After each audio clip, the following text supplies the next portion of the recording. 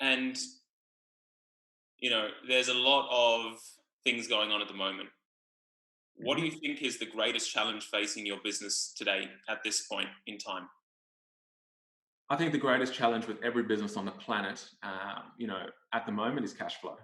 People think that, their biggest problem is that sales are going down, leads are going down, whatnot, but it's not really true. Yes, it's part of the problem, but the real problem is cash flow. Cash flow is king.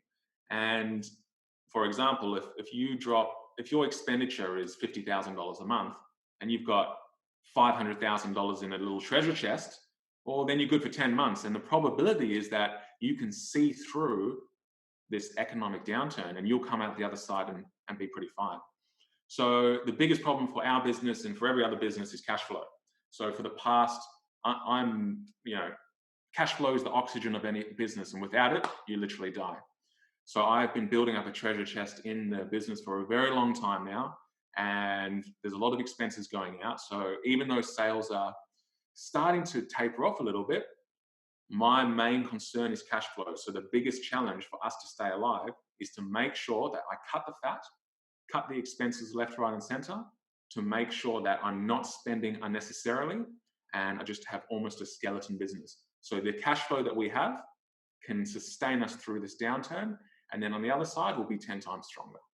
And how do you do that? Do you basically, get a list, get your P&Ls? What do you do to understand exactly what your expenses are, exactly what your income is, and where you're able to cut it, and where you might be able to, maybe invest a little bit more in this time so that you can make sure that you get through this tough period. Well, that's the thing. A business owner has to be looking at the metrics on a daily basis, and that's what I do. Every single day, I'm looking at a profit and loss statement. Every second day, I'm looking at a cash flow statement. So I'm well versed in our numbers, and I have been for 10 years now. I know exactly where every dollar's going and all that sort of jazz. However, I also get the team involved because cutting losses and sorry, cutting expenses is about being creative.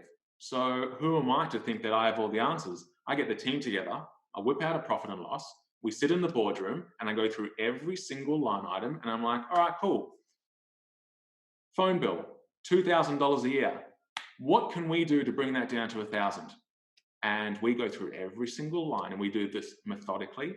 We do it all the time because the leaner we can run, the more cash flow we will have.